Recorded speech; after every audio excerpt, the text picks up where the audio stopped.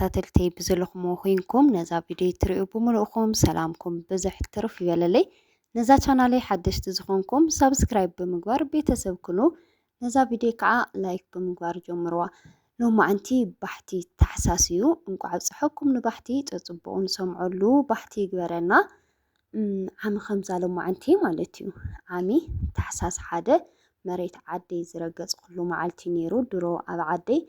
ዓመተይ ገይረኒ እኹ ዓመት ዘየጉዮ እቲ ብዙሕ ከርተት ፈተናታት ናይ ስደት ሓሊፉሲ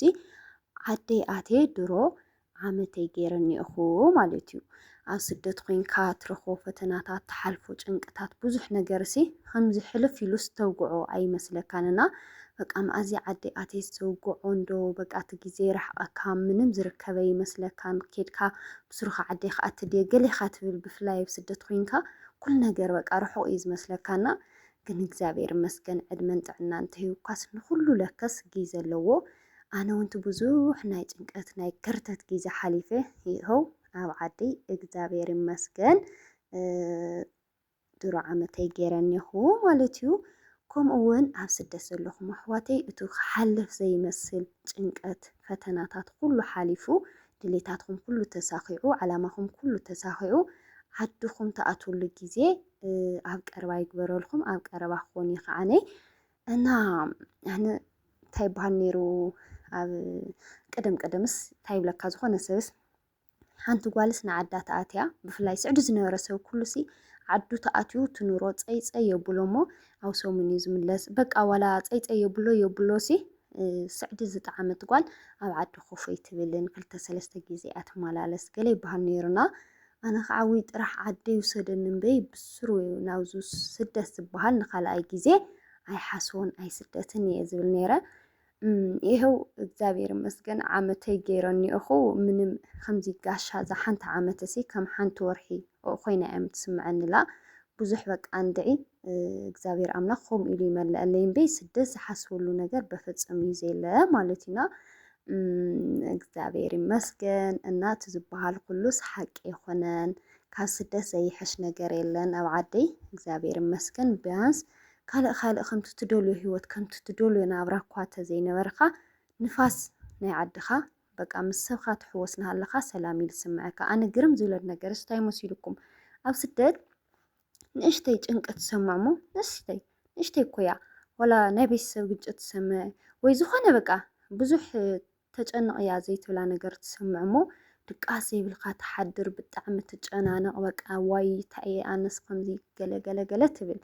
ብጣዕሚ ኢኻ ትጭነቕ። ብኣንፃር ከዓ ኣብ ዓዲ መፂኻ ካብቲ ስደት ትሰምዖ ንላዕሊ ዝኾነ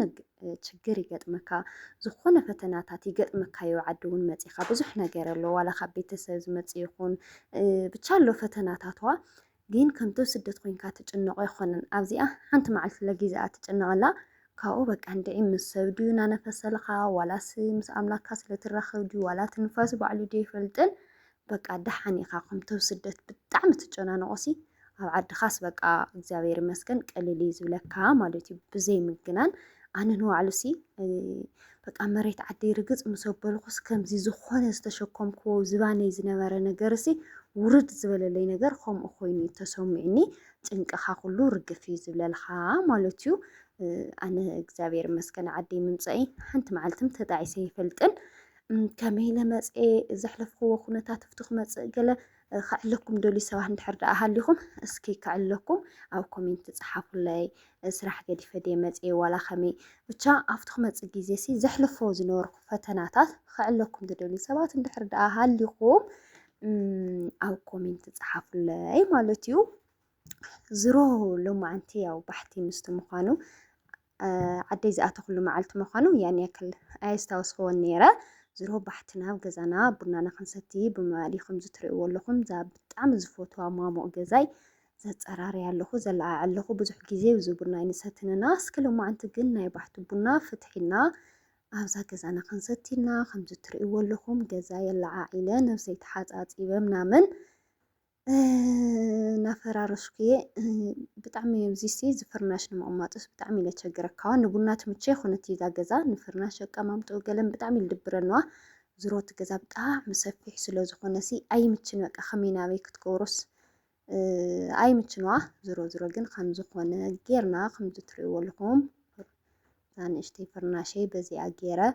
ቡና እውን ኣብዛ ጎና ገይረ ቆንጆ ደስ በሃሊ ግዜ ኣብ ገዛይ ከሕልፍ ይብለኩም ዝሮ ግዴታ ናኾነኒ እምበይ ኣነ እዚኣ ቡና ክሰቲ ኣብዚኣ ኮፍ ክብል ኣብዚኣ ብዙሕ ግዜ ከሕልፍ እዩ ደስ ዝብለኒ ኣብዛ ገዛይ ማለት እዩ እዛ ላዕለወይቲ እዛ ስራሕ ከይኮነትስ ኣብዛ ሕዚ ትርእይዋ ኣለኹም ዝሮ ግን ግዴታ ስለ ዝኾነ ከዓነ መብዛሕትኡ ግዜና ኣብዛ ሓንቲ ገዛ ኢና ነሕልፍ ዝሮ ውዚ ኣልዓዒለን ገዛይ ፈራርሸ ገለ ፀጉረይ እናስተኻኸልኩ እየ ክዳነይ ቀይረ ምናምን ከመይ ርኢኹምኒ ግን ኣነ መጀመርታ ዓደይ ከኣትና ኣለኹ ክሳዕ ሕዚ ትከታተሉኒ ሰባት እኒአኹም እንዶ እስኪ ኣብ ኮሜንት ጻሓፉለይ ተሃሊኹም እውን ማለት እዩ ካብኡ ኸ ለውጢ ከመይ ርኢኹምኒ ተመችዩኒ ዶ ዓደይ ምስ ኣተኹ ዶ ሓሚቐ ወይስ ዓደይ ተመችዩኒ ጻሓፉ ኣስተያየትኩም መጀመርታ ክመፅና ኣለኹ ካብ ስደት ብዙሕ ሰብ እዩ ደንጊፁ ነይሩ ቀደም ብጣዕሚ እየ ረጓድ ነይረ ቅድሚ ስደት ምኻደይና ብጣዕሚ እየ ረጓድ ነይረ ለዛም ረጉደተይ ብጣዕሚ እየ ዝፀልኦ ነይረ ካብ ስደት ምስ ተመለስኩ ከዓ ብጣዕሚ የቐጢንና ብከምኡ ቤተሰብ ኩሉ ደንጊፁ ዝረኸበኒ ሰብ ሓሚምክ ዲኺ ገለ እዩ ዝብለንና ክሳዕ ነብሰይ ምጥርጣር ዝበፅሕ ኩሉ ግዜታት እዩ ነይሩ በቲ ናይ ሰብ ማለት እዩ ኣነ እንኳን ነብስዕደ ከይረጉድ ብጣዕሚ እየ ዝከላኸል ነይረ ግን ዓደይ ምስ መፃኹ ተሰበቃ ተኮንኪ ምናምን ምስ በለንስ ብጣዕሚ ተዳሂለዋ በስመ ኣብ ክሳዕ ክንዲ ዝድዩ ሓሚቐ ዴታ እየ ኮይነ ገሌለ ምስ ነብሰይ ምንግጋር ጀሚረ ነይረ ማለት እዩ ሕዚ ግን እግዚኣብሔር ይመስገን ዋ ዓድኻ ጥዕሞት ጓለይ ድሓን ኮንከ ገለገለ ይብለካ ሕዚ ከዓ ዝሮ ኣነ ዓደይ ተመችያትኒ እያ ኢለ እየ ዝሓስብ ኣውዚ ያው ተሓፃፂና ፀጉርና መሻሽጥና ፋንድሻና ናፈንደሽና ኢና ማለት እዩ ከምዚ ትርእይዎ ኣለኹም ኣነ ፋንድሻ ምልእ ተዘይላ ድስቲ ደስ ይብለንን ከምዚ ጌርና በቲ ሓደ ፌርኖ ኣሎ ፋንድሻና ፈንደሽና በቲ ሓደ ከዓ ቡናና ናፍላሕና ኢና ይብለኩም ይኸው ውይ ከመይ ደስ ይብለካ ኣነ ኩሉ ግዜ እዚኣ ቡና ክሰቲ እዩ ደስ ዝብለኒ ውይ በስመ ኣብ ግን መደቀሲ ክላስካ ቡና ክትሰቲ ደስ ይብል ዶ ኣብ ስደት ኣብ ስዑድ ዓረብ ግን በስመ ኣብ እቲ ቡና ትስልሲ እቲ ገዛ ታይታይ እዩ ዘጭንዮ ነይሩ ይፈልጥን ወይ ኩሉ ተዓፅቦ ግዲና ኮነ ዓድና ድሓኒ ንፋስ ግድና ኣትየ ኣብ ስደት ኮንካ ግን ብፍላይ ቡና እጀዛ ነርካ ናብ ስራሕ ክትምለሲ ዝዓብያካ ወይ ከዓ ዝፀሊም ትክደኖስ ገለ እዩ ልሽትት በቃ እቲ ቡና ትስልሲ ይመስለኒ እንድዒ ብጣዕሚ ሕማቅ ሽታ እዩ ዘለዎ ዋላ ቡና ዝፈልሖ መደቀሲ ክላስ ተኮይኑስ እቱ ክትብሎ ብጣዕሚ ለፅልእ ሽትኡ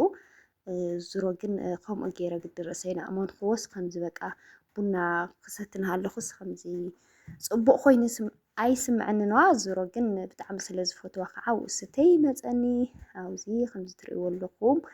ቡናና ኣኺሉ ዕምበባና እውን ኣኺሉ ሕምባሻ እውን እኒኦ ንቐደም በሉ ፋንድሻ እውን እኒኦ ናይ ባሕቲ ንቐደም በሉ ከምዚ ትርእይዎ ኣለኹም ጌርና ኣጋይሽ እውን ስለ ዘለውና ቡና ዘይሰትም ስለ ዘለና